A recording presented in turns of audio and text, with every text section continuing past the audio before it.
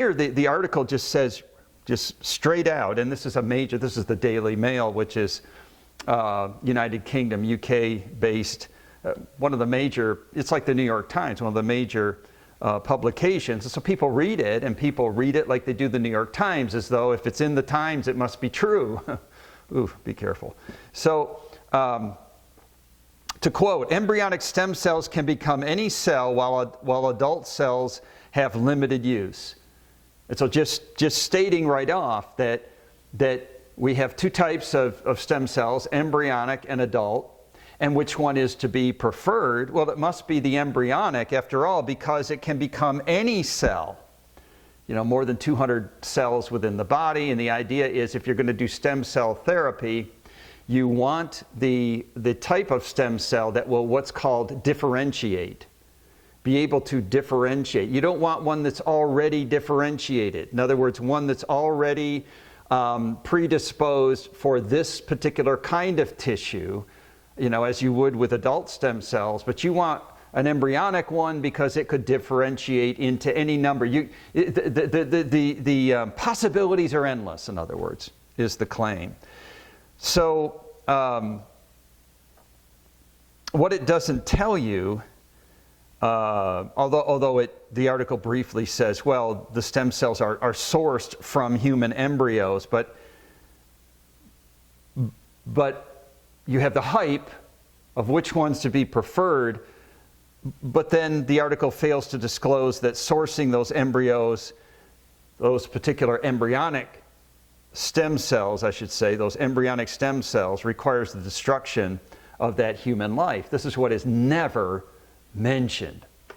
You know, it's preferable to have the embryonic stem cells, but not because it can differentiate into any tissue, therefore it has the most potential for therapy, for helping the body rebuild destroyed tissue, and look at all the possibilities. And so you're thinking, all I have to do is think, wow, an embryonic stem cell equals the positive good of helping the patient. But there's no factor of the destruction of the embryo and the death of human life that's associated with that. Not to mention that it is fallacious, the idea that, now it's true, I should say it's true, that embryonic stem cells can differentiate. And don't worry about it if you don't get what I'm talking about when I mean differentiate. But it can, in other words, the potential can be to help in a broad range of therapeutic outcomes. Broad range, but the adult, a very narrow and limited. So without a lot of knowledge right now, you'd say, which one is to be preferred? And if you are not aware of that singular fact that the destruction of human life is involved, you'd say 100 times out of 100. Well, the embryonic one then. You know, why not? Embryonic one, sure. And not the adult one. But if we add some more information, you know, to this, even though it's touted during the congressional hearings, for example, and the article is citing 2007, which is a ways ago, but this was Senator Arlen Specter of Pennsylvania, and he's saying, well, these embryonic stem cells have the potential, to quote Specter, the potential to conquer all human maladies. So without even suggesting that you're going to destroy human life to be a panacea for all human maladies, you have to step back and say, but is that true? And so someone might say, well then, I guess it's worth destroying. Now, I'm not saying this, but someone might. Well, I guess it's worth it to destroy one embryo if by virtue of that, you know, many maladies could be spared. And after all, what's going to become of that embryo? It's just going to be wasted anyway, and so on. But what if that's not true? I mean, what if that is totally false? What if embryonic stem cells, though they have the potential, It's never been actually demonstrated that one life has benefited from it. What if that was the case? I would tell you that according to the National Institute of Health, that's precisely the case. Precisely the case. This is where consequentialists and utilitarians get it all wrong 100% of the time. They're using positive outcomes, benefits. They're promising benefits in order, it's like a carrot and a stick. They're promising benefits so that it will seem like what they're doing is morally appropriate.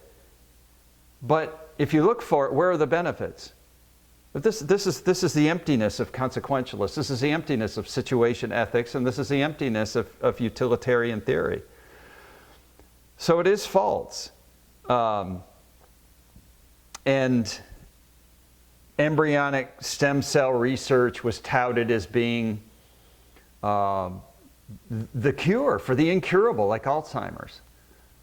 And former President Ronald Reagan, suffering with Alzheimer's, his wife Nancy Reagan, touting embryonic stem cell research is the way to go. We've got to go. It's going to be the cure. Has never helped a single Alzheimer patient. So we have to be careful. Always be careful when you're hearing about all of these medical breakthroughs and the great potential. Now, you'd say, even if there was great potential, you cannot ethically support that great potential on the back of killing a human being. This is where the total deal breaker, right? And what we are saying is even those people who said we can sacrifice a human life if it will do this, what I'm telling you is it's never done that, therefore you've got two wrongs. You see where I'm going? You have two wrongs now. You have the taking of innocent human life to provide a benefit to multiple human maladies when in fact none of those have ever been substantiated in the scientific research, incredible scientific research, I should say. It has always been the case that whatever breakthroughs and whatever therapeutic benefit to the patient occurs has been through adult stem cell research.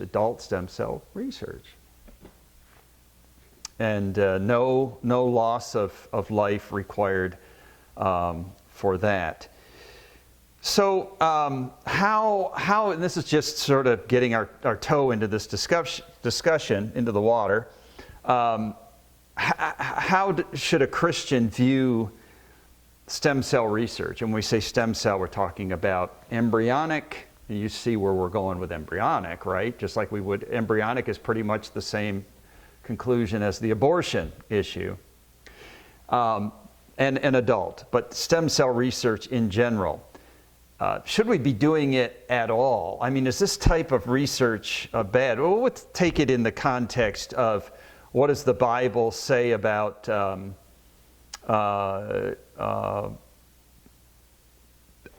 healing?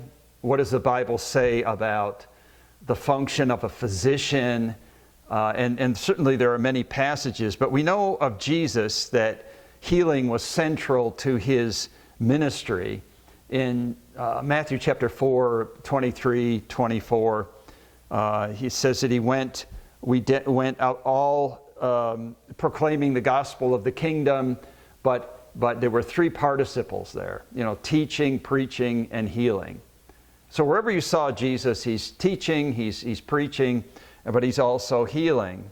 And so he had concerns.